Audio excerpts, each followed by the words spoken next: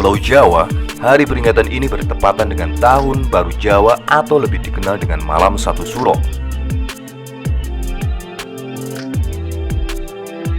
Berbeda dari penanggalan Masehi, penanggalan Jawa atau Hijriah dimulai saat matahari terbenam. Itu sebabnya hari peringatan ini sudah dimulai sejak Senin 9 Agustus petang nanti. Malam Satu Suro sendiri merupakan hari peringatan yang sakral bagi masyarakat Jawa.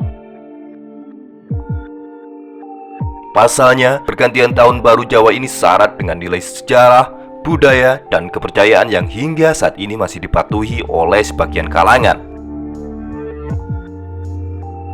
Malam Satu Suro pun kerap dikaitkan dengan mistis, mitos, dan pantangan.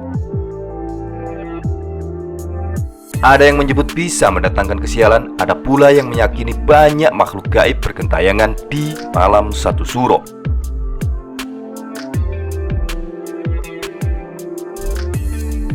Yang pertama ditetapkan sebagai Tahun Baru Jawa sejak zaman Sultan Agung Hanyokrokusumo. Tahun Baru Jawa ditetapkan jatuh pada Satu Suro oleh Sultan Agung Hanyokrokusumo.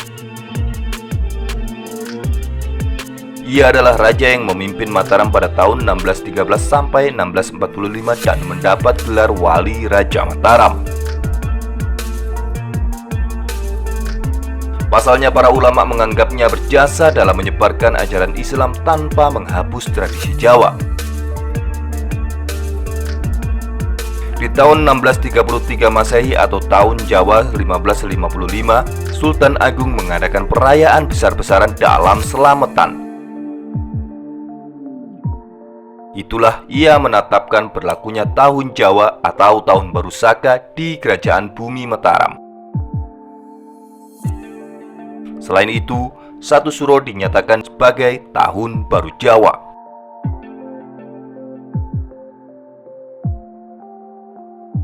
Sejarah yang kedua memadukan penanggalan Islam, Hindu, dan Julian dari Barat. Dalam penetapan ini Sultan Agung memadukan sistem penanggalan sistem Islam atau Hijriah, sistem penanggalan Hindu, dan sedikit pengaruh Julian dari Barat. Kemudian ia mengeluarkan sebuah dekrit yang menyatakan penggantian penanggalan Saka yang berbasis matahari dengan kalender Komariah yang berbasis bulan. Dengan begitu, setiap angka tahun Jawa diteruskan dan berkesinambungan dengan tahun Saka. Tahun Baru Jawa yang bertepatan dengan Tahun Baru Hijriah juga menjadi upaya Sultan Agung untuk merangkul dua kaum sekaligus, yaitu kaum putihan atau kaum santri dan kaum abangan penganut kepercayaan. Pasalnya, pada saat itu ia ingin rakyatnya bersatu padu untuk melawan penjajahan Belanda.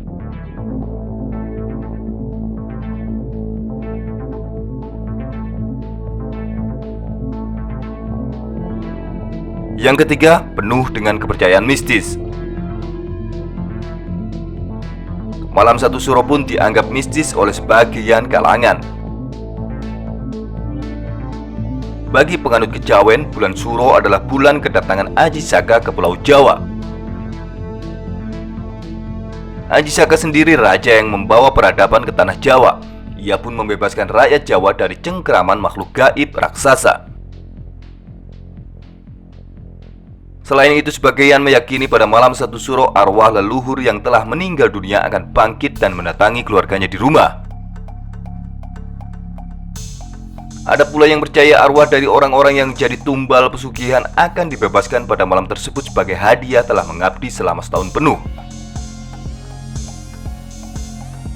Sebagian menganggapnya sebagai lebarannya makhluk gaib sehingga banyak dari mereka keluar untuk bergentayangan. Tak heran beberapa mengaitkannya dengan adanya penampakan serta gangguan makhluk halus di malam tersebut.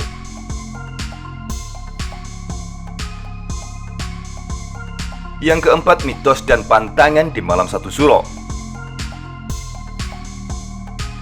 Adanya kepercayaan mistis pun membuat sebagian orang percaya pada mitos dan pantangan yang harus dipatuhi pada malam satu suro.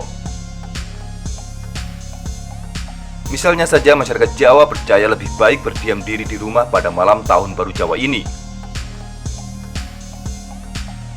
Pasalnya jika nekat pergi keluar, ada mitos yang menyebut kesialan dan hal buruk akan datang menimpa. Selain itu, masyarakat Jawa juga pantang pindah rumah pada malam satu suro. Pasalnya malam satu suro bukanlah hari yang baik. Serupa dengan pantangan bepergian, pantangan pindah rumah ini juga diyakini akan mendatangkan kesialan bahkan kematian jika dilanggar. Tak hanya pada tanggal 1 saja, ada pula mitos yang melarang diadakannya pesta di bulan suro. Baik itu pernikahan, khitanan, atau pesta pertunangan dan pesta lainnya. Selain bisa mendatangkan kesialan, pesta pada bulan suro dianggap akan menyaingi ritual keraton dan menjadikannya lebih sepi.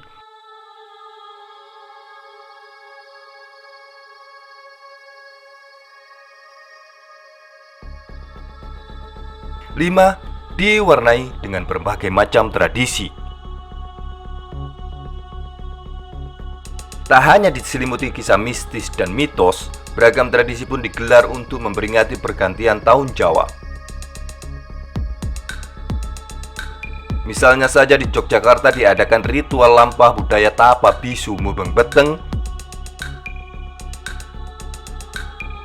Dalam ritual ini, ribuan warga bersama para abdi dalam keraton berjalan kaki sekitar 5 km mengelilingi benteng keraton Yogyakarta tanpa bicara sepatah kata pun. Sementara itu di Surakarta dihadirkan tradisi kirap kebo bule.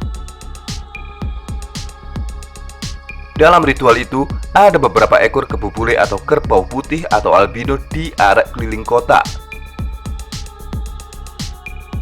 Bagi warga Surakarta, mereka percaya kerbau-kerbau tersebut merupakan keturunan kebo bule Kiai Slamet yang dianggap sangat keramat. Tradisi lainnya mengikuti kungkum atau berendam di sungai besar, sendang, atau sumber mata air tertentu. Tirakatan, tidak tidur semalam suntuk sambil tuguran, atau perundungan diri sambil berdoa. Dan ada juga masyarakat yang percaya malam satu suro adalah saat yang tepat untuk melakukan ruatan. Hingga saat ini sebagian kepercayaan dan mitos masih dipercaya sebagian kalangan.